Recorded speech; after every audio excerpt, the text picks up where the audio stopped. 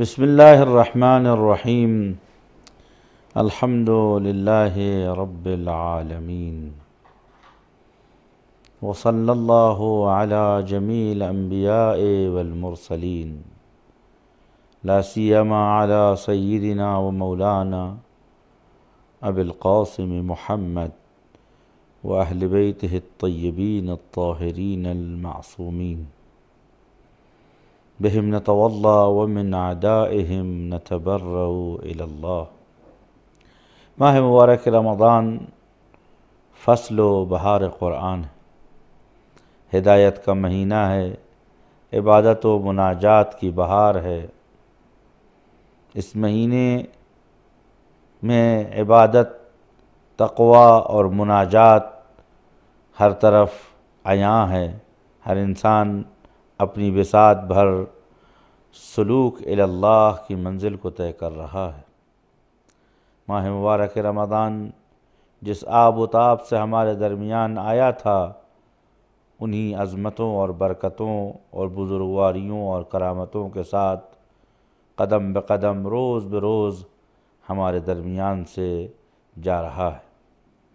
ماہ مبارک رمضان رحمت کا پیغام لے کے آیا، مغفرت کا پیغام لے کے آیا، کرامت انسانی اور برادری اور صلہ رحم کی خوشیاں لے کے آیا۔ ماہ مبارک رمضان جب آیا تھا تو اس نے ہمارے تمام گناہوں کو اللہ کی بارگاہ میں بخشش کے لیے پیش کر دیا۔ اب جو جا رہا ہے تو ہم پاک ہیں، صاف ہیں۔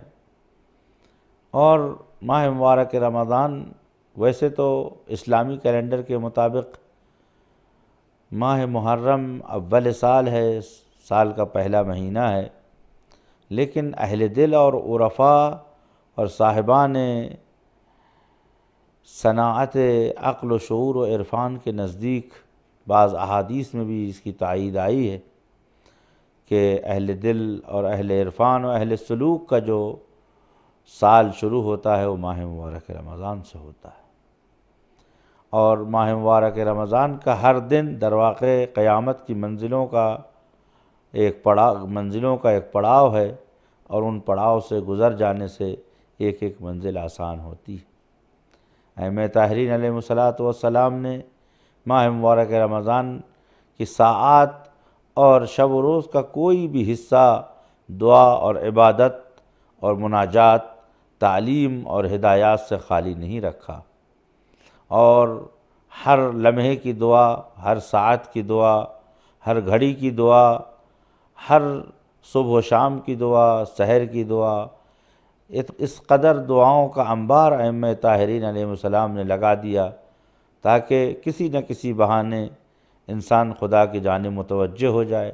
اور ان تمام دعاؤں میں چند اصول حاکم ہیں: طلب بخشش، استغفار، نعمات الہی کو اللہ کی بارگاہ میں طلب کرنا، برائیوں سے فرار، برے لوگوں سے پرہیز، اچھے لوگ، انبیاء اور ائمہ طاہرین کی سیرت کی تلاش، اور مغفرت، بخشش، انسانیت، نیکوکاری اور خداوند عالم کی جانب التماس و الحاح کہ وہ اپنی خاص نظر ہم پہ رکھے۔ ان تمام دعاؤں کا اصول ہے، اور شاید یہ اس لیے ہے کہ اگر کوئی دعا ابی حمزہ ثمالی جیسی طولانی مسیر کو طے کرنے کی توان نہیں رکھتا ہے تو وہ کم سے کم ایک لائن، ایک خط پڑھنے کے بعد، ایک سطر پڑھنے کے بعد اس ثواب کو حاصل کر لے اور اس خیرات کو جو ان دعاؤں میں ہے حاصل کر لے۔ سامعین و ناظرین، آج 24ویں ماہ مبارک رمضان ہے۔ اس دن کا استقبال سلام اور دعائے خیر سے کرتا ہوں، اور آج کے دن کی دعا آپ کی خدمت میں پیش کرتا ہوں۔ بسم اللہ الرحمن الرحیم۔ اللہم انی اسألک فیہ ما یرضیک واعوذ بک مما یؤذیک واسألک التوفیق فیہ لأن اطیعک ولا اعصیک یا جواد السائلین۔ دعا مختصر ہے لیکن تمام عناصر اور تمام خوبیوں کو اپنے اندر سموئے ہوئے ہے۔ اللہم انی اسألک، اے میرے پالنے والے میرے خدا، میں تیری بارگاہ میں دست سوال دراز کرتا ہوں، تیری بارگاہ میں خواستگار ہو، تیری بارگاہ میں التجا کرتا ہوں۔ فیما یرضیک، وہ چیز عنایت فرما اس ماہ مبارک میں کہ جو تجھے راضی فرمائے، یعنی میرے پالنے والے وہ چیز جو سبب رضا پروردگار، موجبات رضا الہی ہے، وہ عنایت فرما پالنے والے۔ اور ہر اس چیز سے تیری بارگاہ میں پناہ تلاش کرتا ہوں اور مانگتا ہوں جو تجھے غضبناک کرے یا جو تجھے ناپسند ہے۔ وَأَسْأَلُكَ التَّوْفِيقَ فِيهِ، پالنے والے جب دو سطروں میں نے تو اس سے یہ مانگا کہ أَسْأَلُكَ فِيهِ مَا يُرْضِيكَ، ہر وہ شے جو تیری رضا کا سبب بنے، تجھے خوش کرے، تیری خوشنودی کا باعث بنے، وہ عنایت فرما۔ اور تمام مکروہات اور وہ چیزیں جو تجھے ناپسند ہیں، تیرے غضب کا سبب بنتی ہیں، ان سے ہمیں دور رکھ، ان سے تیری بارگاہ میں پناہ مانگتے ہیں۔ اب معصوم نے ہمیں دعا کا طریقہ بتایا کہ یہ دعا تو مانگ لی، لیکن ہر کار خیر کے لیے خدا کی خاص رحمت کی ضرورت ہوتی ہے، ہر کار خیر کے لیے خدا کی عنایت کی ضرورت ہوتی ہے۔ لہذا فرمایا وَأَسْأَلُكَ التَّوْفِيقَ، میرے خدا میں تیری بارگاہ میں توفیق مانگتا ہوں۔ توفیق کیا ہے؟ احادیث کی روشنی میں بہت سی باتیں ائمہ طاہرین نے بیان فرمائی ہیں۔ امیر المومنین فرماتے ہیں التوفیق جذبات الرحمن، توفیق خداوند عالم کی جانب سے وہ اشارے ہیں، وہ انڈیکیٹرز ہیں جو انسان کو کار خیر کی طرف لے جاتے ہیں۔ دوسری جگہ دوسری روایت میں آیا ہے جو شخص توفیق حاصل نہ کر سکے وہ اطاعت سے نزدیک نہیں ہو سکتا۔ دعاؤں میں آیا ہے کہ پالنے والے تو میری اوپر توجہ فرما اور میرے خدا میرے اس مہینے کی ابتدا جو عبادت سے قرار دے، پالنے والے برائیوں سے دور رکھنے کی توفیق عنایت فرما اور مجھے اس بات کی توفیق دے کہ میں عمل صالح کر سکوں۔ درواقع توفیق کا مطلب وہ تمام اشیاء ہیں کہ جو انسان کو مدد دیتی ہیں خدا سے نزدیک ہونے میں، اسے توفیق کہتے ہیں۔ اچھے ماں باپ توفیق الہی ہیں، اچھا پڑوسی توفیق الہی ہے، اچھی اولاد توفیق الہی ہے، نیک بیوی و ہمسر توفیق الہی ہے، مسجدوں میں ائمہ جماعت کا ہونا توفیق الہی ہے، ماہ مبارک رمضان کا آ جانا توفیق الہی ہے، اچھے خیر خواہ اور نصیحت کرنے والے دوست کا ہونا توفیق الہی ہے۔ لہذا امام محمد تقی الجواد علیہ السلام فرماتے ہیں مومن تین چیزوں سے کبھی بھی بے نیاز نہیں ہو سکتا، یعنی ہمیشہ ان تین چیزوں کی ضرورت ہے مومن کی ترقی کے لیے۔ پہلی چیز الواعظ من نفسہ، کوئی ایسا شے ہو، کوئی ایسی شخصیت ہو کہ اس کو نصیحت کرے اور وہ نصیحت اس کے اندر قبول کرنے کی صلاحیت ہو۔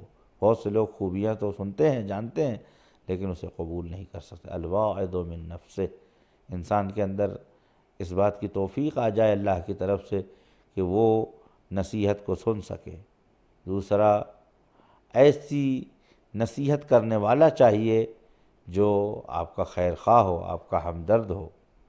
تیسری چیز التوفیق من اللہ، اللہ کی جانب سے توفیق، کہ انسان کو توفیق ہو۔ لہذا امام معصوم اس جملے میں فرماتے ہیں اسألک التوفیق، پالنے والے جب میں نے اتنے بڑے بڑے کاموں کا عزم کیا ہے، عبادات سے نزدیک، طاعات کے قریب اور برائیوں سے دور، تو پالنے والے تیری توفیق کے بغیر نہیں ہو سکتا ہے۔ پالنے والے اللہم وفقنی لما تحب و ترضا، امام سجاد علیہ السلام فرماتے ہیں پڑھنے والے جس چیز سے تو راضی ہو جاتا ہے، جو چیز تجھے پسند ہے اسے انجام دینے کی مجھے توفیق عنایت فرما، اور یہ تیرے علاوہ ممکن نہیں ہے۔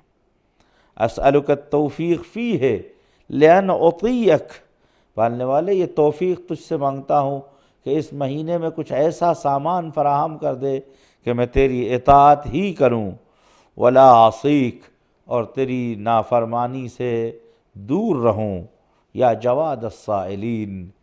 اب اگر میں مانگتا ہوں تو جب انسان کسی کے سامنے ہاتھ پھیلاتا ہے تو اس مسئول یا جس سے مانگا جاتا ہے اس کی اوقات اور اس کی حیثیت اور اس کی کیفیت دیکھ کے مانگا جاتا ہے۔ ایک انسان کسی سے اتنا ہی مانگ سکتا ہے جتنا وہ دے سکتا ہے، لیکن اگر کوئی ایک ایسی عظیم ہستی ہے کہ جس کی قدرت کی کوئی حد نہیں، جس کے علم کی کوئی حد نہیں، جس کی شرافت اور بزرگواری کی کوئی حد نہیں ہے، تو ایسی صورت میں اس سے اگر مانگا جائے تو وہ بے حد و بے اندازہ دیتا ہے۔ یا جواد السائلین ہمارے پروردگار کا لقب ہے، مانگنے والوں کے مقابلے میں وہ نہایت ہی بخشندہ اور داتا اور دینے والا ہے۔ پالنے والے یہ دعائیں جو آج کے دن ہم نے تیری بارگاہ میں مانگی ہے، اطاعت سے نزدیک، برائیوں سے دور، پالنے والے معصیت سے دور رہنے کی توفیق، عبادت میں مگن ہو جانے کی توفیق، اس لیے کہ تو ہمیشہ سے ہم پر مہربان اور جواد اور کریم اور سخی رہا ہے۔ آخر دعوانا الحمد للہ رب العالمین، والسلام علیکم ورحمۃ اللہ وبرکاتہ۔